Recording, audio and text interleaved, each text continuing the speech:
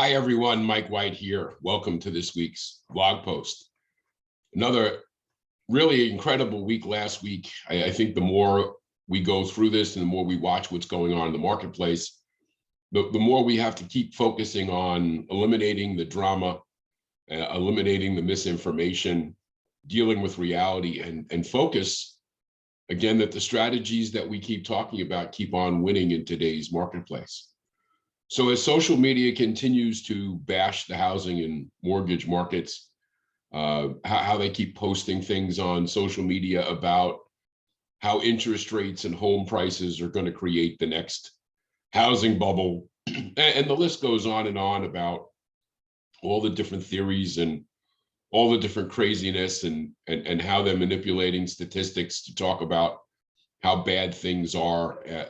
The reality is still the reality. And I feel the pain of those of you who are out there who are aware of the reality, who are looking at the marketplaces and understanding market forces and realizing that still a lot of demand for people to buy houses, still a lot of desire for people to own where they live.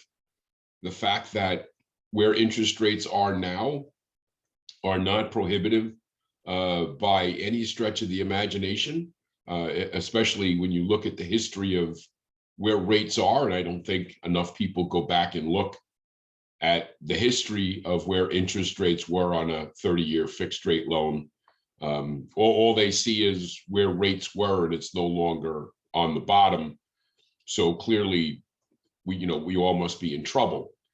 I think it's important that you track and have available verifiable information that you can show your clients and your referral partners, because yeah, I get it. Interest rates have gone higher, and yes, people would much rather have a rate at 2 than have a rate at 5. I get that. But on the same token, you see people out there on the internet and social media saying, well, interest rates have gone from 2 to 5, so clearly payments have doubled. And, it just, that type of thing is really annoying, because if you just take 2 seconds to put in a calculator, take whatever your house payment was and say, 2.5% or 3% interest versus 5.5% or 6% interest, you'll realize the payment isn't anywhere near double. Yes, the payment is higher, but the price is also higher. And what are the alternatives to continue to rent? Because what have rental prices done? So by buying a house right now, you're not only locking in the price of that home, you're locking in your principal and interest payment on that house, at least for a period of time. Now, if some reason interest rates go down, and if some reason home prices continue to escalate, you're going to be in a beautiful position. If you can always refinance. If rates continue to go higher and home prices continue to go higher, you're locked into what your principal and interest payment is. And like people have found out who bought houses in the early 2000s, they lived in some markets and home prices depreciated, but their monthly payment remained the same, and they were committed to making that monthly payment. And they lived through the cycle making the payment as they had promised to make the payment. And the fluctuation in the housing price didn't matter to them at all. It didn't show up anywhere, because they were obligated to make a monthly mortgage payment, which they did.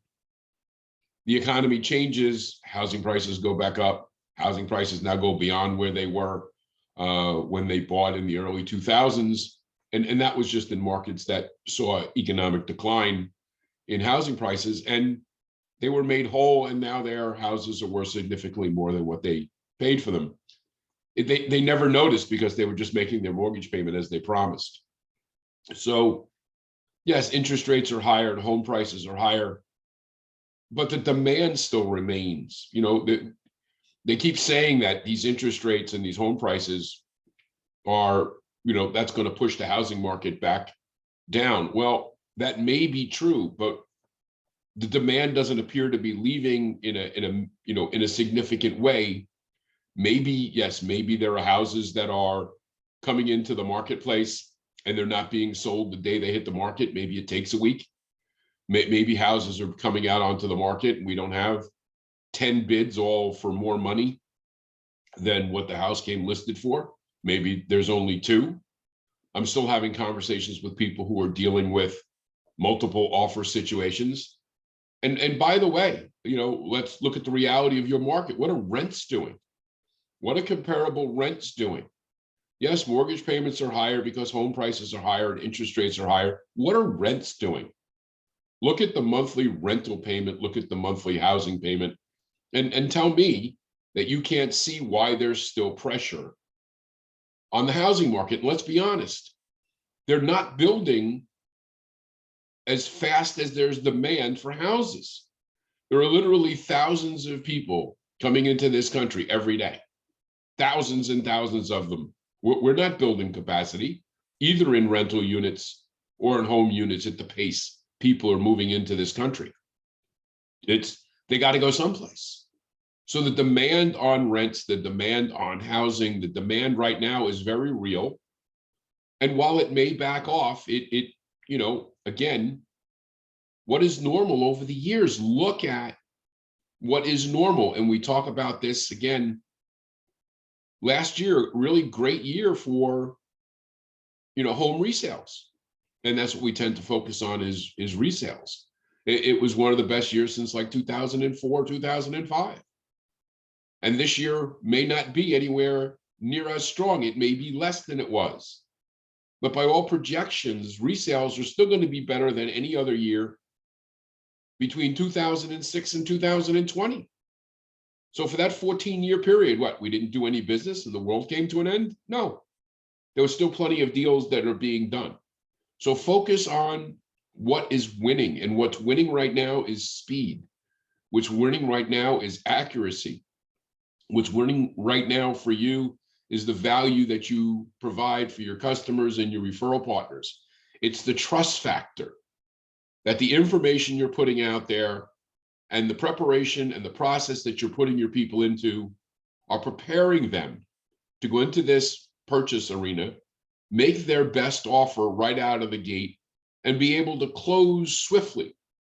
Because if they can trust your pre-approval and you can close quickly, there's a chance you're going to beat a lot of other offers. There's a chance that your clients are going to benefit from your speed and your accuracy. There's a chance that your clients are going to benefit from your reputation as being somebody that can be trusted, for having done the work, that if you say this is a deal, that it is a deal and it is going to close, and it's going to close quickly. Because in a lot of cases, especially for people who are selling a house and buying another house, it's not always about getting that last $100 or $1,000 out of a buyer. It can often be about how quickly can they close. I would be willing to take less money for somebody who can close in 15 or 20 days because it makes my life better. So think about that as we're going forward. Think about what's going on in your market. Think about the things that are happening with all of your clients in your market as to why their offers are getting accepted, why they're winning the deal.